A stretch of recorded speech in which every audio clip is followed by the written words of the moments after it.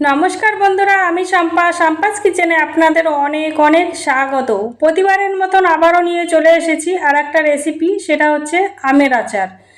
আমের আচার অনেকে অনেকভাবে করে থাকে, তো আমি যেভাবে তৈরি করছি সেটাই আজকে আপনাদের সঙ্গে শেয়ার করব। চলুন তাহলে দেখে নিই আমি এই রেসিপি কীভাবে তৈরি করছি। তার জন্য আমি নিয়ে নিয়েছি এখানে 3টে আম নিয়ে নিয়েছি। আমটাকে আমি ভালো করে ধুয়ে নেব। প্রথমে আমি দুটো দিয়ে ধুয়ে নিলাম। আমার যেহেতু জায়গাটা ছোট হয়ে যাচ্ছে তাই আমি দুটো ধুয়ে নিলাম, তারপরে আমি একটা ধুয়ে নেব। ধুয়ে আমি পরিষ্কার করে নিয়ে নিয়েছি। এবার ভালো করে আমি একটা পরিষ্কার কাপড় দিয়ে আমি মুছে নেব, যাতে আমের গায়ে একটু জল লেগে না থাকে। এইভাবে করে আমি সব আম মুছে নেব। আমি সব মুছে নিয়েছি। এবার আমি এরকম ডুমো ডুমো করে কেটে নিয়েছি। আপনারা চাইলে যে এরকম পছন্দ করবেন সেই অনুসারে কেটে নিতে পারেন। আমি এইভাবে কেটে নিয়ে দিয়ে দিলাম 1 চামচ নুন, আর দিয়ে দেবো 1 চামচ হলুদ গুঁড়ি। নুন হলুদটা দিয়ে ভালো করে আমি মেখে নেব।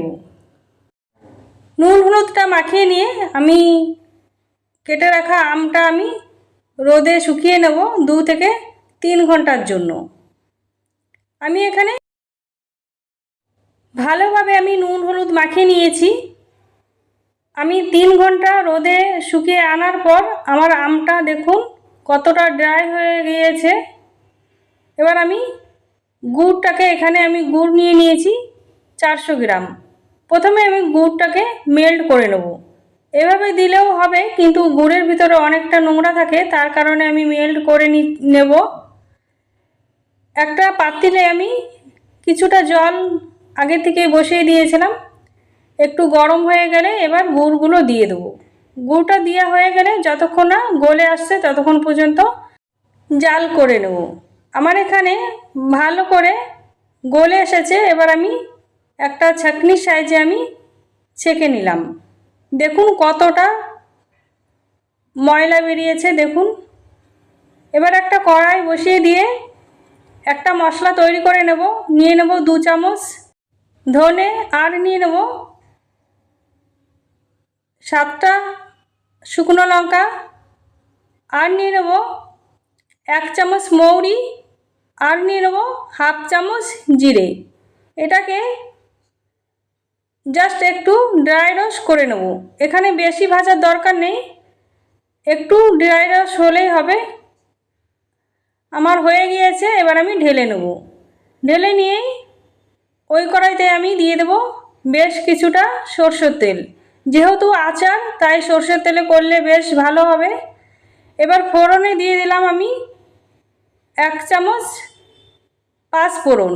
ফোড়নটা সুন্দর একটা গন্ধ বেরিয়ে আসলে আম দিয়ে দেবো। আমগুলো দেওয়া হয়ে গেলে ভালোভাবে আমি 3 থেকে 4 মিনিট ধরে ভেজে নেব। আমি এখানে 3 থেকে 4 মিনিট ভেজে নিয়েছি। কালারটা চেঞ্জ হয়ে এসেছে দেখুন। এবার আমি ভালোভাবে নাড়িয়ে নিয়ে এবার গুড় দিয়ে দেবো। গুড়টা দেওয়া হয়ে গেলে দিয়ে দেবো এখানে আরও 1/2 চামচ নুন। যেহেতু আমি আগে থেকেও নুন দিয়েছিলাম, তার জন্য এখানে 1/2 চামচ নুনটা দিলাম। নুনটা দিয়ে আমি ভালোভাবে নাড়িয়ে নিয়ে 4 থেকে 5 মিনিটের জন্য হতে দেবো। এখানে ঢাকা চাপা দেওয়ার কোনো দরকার নেই। 4-5 মিনিট পর ফিরে এলাম। আবার দেখুন আচারটা একদম রেডি। এবার আগে থেকে যে মশলাটা তৈরি করেছিলাম সেটাই আমি শিলপাটায় দরদরে করে বেটে নিয়েছি এইভাবে করে।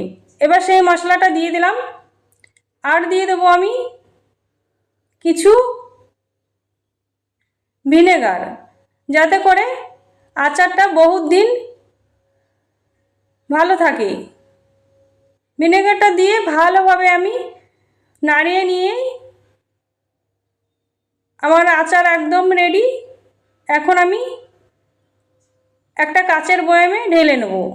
তৈরি হয়ে গেছে আমের টক ঝাল মিষ্টি আচার। আমার চ্যানেলের রেসিপি যদি আপনাদের পছন্দ হয়ে থাকে, লাইক, কমেন্ট, শেয়ার, সাবস্ক্রাইব করে আমার পাশে থাকবেন।